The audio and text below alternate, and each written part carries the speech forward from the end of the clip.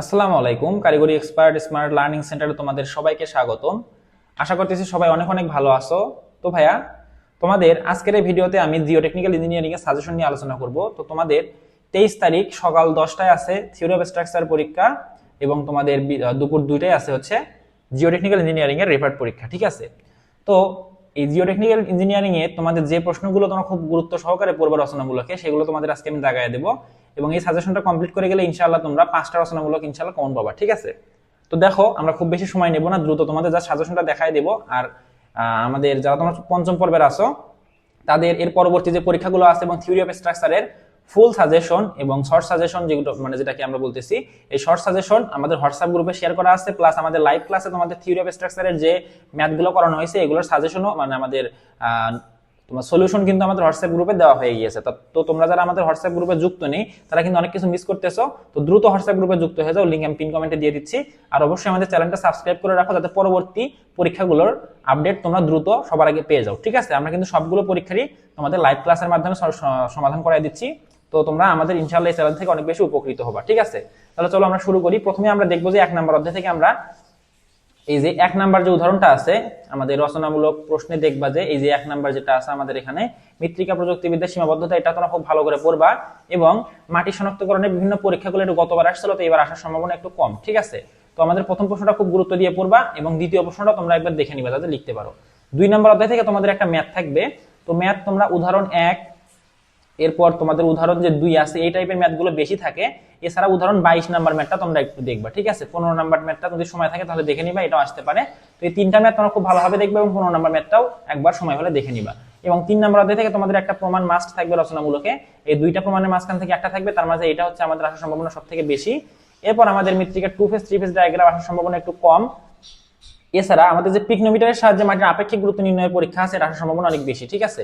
এরপরে দেখো ভাই, আমরা তৃতীয় অধ্যায়ে চলে যাব। তৃতীয় অধ্যায়ে আমাদের কোনো ম্যাথ নেই, আমাদের ডাইরেক্ট আমরা এখান থেকে কি দেখতে পাচ্ছি, চালনী বিশ্লেষণ দ্বারা মৃত্তিকার শ্রেণীবদ্ধকরণ, শ্রেণীবিন্যাস, সেটা আমাদের দেখে নিবা একবার। এছাড়া তোমাদের এই যে মাটি কণার আকার নির্ণয়ের স্ট্রকসের যে সূত্র আছে আমাদের, এইটার প্রমাণটা তোমরা দেখে নিবা, ঠিক আছে? এখানে 2টা প্রমাণ আছে, অর্থাৎ একটা প্রমাণই 2 ভাবে চাইতে পারে। এই যে আমাদের এম এর value 3000 n divided by g-1 into gamma W, ঠিক আছে? এইভাবে চাইতে পারে। অথবা আমাদের এই যে বলতে পারে যে f is equal to 300 n divided by g1 minus gamma W, এইভাবে আমাদের 2 ভাবে প্রমাণটা চাইতে পারে। তো তোমরা একই প্রমাণই জাস্ট শেষের দিকে যে একটু চেঞ্জ করে 2টা 2 দিকে নিয়ে যাওয়া লাগে, একটু দেখে নিবা।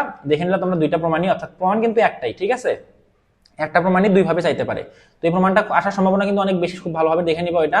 চতুর্থ অধ্যায় থেকে ভাই আমাদের সংক্ষিপ্ত প্রশ্নে ম্যাথ আসে, রচনামূলক ম্যাথ আসে না। এই 2টা ম্যাথ তোমরা দেখে নিবা সংক্ষিপ্ত প্রশ্নের জন্য। আমাদের এই যে 2টা ম্যাথ তোমাদের দিচ্ছি আমি এখানে। এরপর দেখো রচনামূলক প্রশ্ন, এখান থেকে আমাদের এই যে ক্যাসাগ্রান্ডি যন্ত্রের সাহায্যে, এটা কিন্তু আসার সম্ভাবনা 99%, ঠিক আছে? এটা খুব ভালোভাবে পড়বা। মৃত্তিকার কনসিস্টেন্সির পরিমাপ প্রক্রিয়া আলোচনা করো, এটাও দেখে নিবা, এটাও ইম্পর্টেন্ট। এরপর আমাদের পঞ্চম অধ্যায় থেকে একটা ম্যাথ মাস্ট থাকবে। পঞ্চম অধ্যায়ের এই যে তোমরা উদাহরণ 1 নাম্বারটা একটু কম গুরুত্বপূর্ণ, উদাহরণ যে 2 এবং উদাহরণ 3 আছে, এই টাইপের ম্যাথ তোমাদের পরীক্ষায় থাকার সম্ভাবনা 99%, ঠিক আছে? এছাড়া 5 নাম্বার যে উদাহরণটা আছে, এটা থাকার সম্ভাবনা একটু কম, এটাও দেখে নিবা যদি সময় থাকে। এরপরে ভাই দেখো, আমাদের রচনামূলক যে আছে আমাদের 5 নাম্বার অধ্যায়, এর মাঝে আমাদের এই যে লাস্টের যে 2টা প্রমাণ আছে, আমাদের ভেদ্যতা সহগ নির্ণয়ের পরিবর্তন হেডের পরীক্ষা বর্ণনা করো, অথবা মৃত্তিকার ভেদ্যতা গুণাঙ্ক নিরূপণে কনস্ট্যান্ট হেড, একটা হচ্ছে পরিবর্তনশীল, অর্থাৎ ভেরিয়েবল এবং কনস্ট্যান্ট হেড যে 2টা প্রমাণ আছে, এই 2টা প্রমাণ একটু দেখে নিবা। 2টার মাঝখান থেকে একটা তোমাদের শিওর থাকবে, ঠিক আছে? কার্যকরী চাপ, ছিদ্রস্থিত পানির চাপের নিরূপণের প্রক্রিয়া, এটা একটু কম ইম্পর্টেন্ট, সময় থাকলে দেখে নিও। এরপরে 6 নাম্বার অধ্যায় থেকে এই প্রমাণটা খুবই গুরুত্বপূর্ণ, খুবই খুবই খুবই খুবই গুরুত্বপূর্ণ, সম্ভাবনা 99%, ঠিক আছে? তো এই প্রশ্নটা খুব ভালোভাবে দেখে নিবা। এরপর মৃত্তিকার আনকনফাইন্ড প্রেসার টেস্ট আলোচনা করো, এটাও আমাদের গুরুত্বপূর্ণ মোটামুটি, এটাও দেখে নিবা, ঠিক আছে? এবার ভাই সপ্তম অধ্যায় থেকে তোমরা এই প্রশ্নটা সবথেকে বেশি গুরুত্ব দিয়ে পড়বা, আদর্শ পেনিট্রেশন পরীক্ষা সম্পর্কে বর্ণনা দাও, ঠিক আছে? এটা সবথেকে বেশি পড়বা। এবং বাকি 2টা আসার সম্ভাবনা 50-50, কিন্তু এটা আসার সম্ভাবনা 99%, প্রথমটা, ঠিক আছে? এরপর আমাদের অষ্টম অধ্যায় থেকে প্রশ্ন কম হয়, সেজন্য অষ্টম অধ্যায় থেকে আমরা প্রশ্ন নিই নাই। এবার আমাদের নবম অধ্যায়ে চলে যাবো। নবম অধ্যায়ে যে আমাদের মৃত্তিকার ভার বহন ক্ষমতা নির্ণয় প্লেট লোড টেস্ট, এটা আসার সম্ভাবনাও 99%, ঠিক আছে? এবার আদর্শ পেনিট্রেশন পরীক্ষায় মাটির ভার বহন ক্ষমতা নিরূপণের ভার বহন ক্ষমতা নির্ণয় করো, এটাও আমাদের আসার সম্ভাবনা 99%, ঠিক আছে? তাহলে আশা করতেছি বুঝতে পারছো, এবং তোমাদের প্লেট লোড পরীক্ষার সীমাবদ্ধতা গুলো দেখে নিও একবার।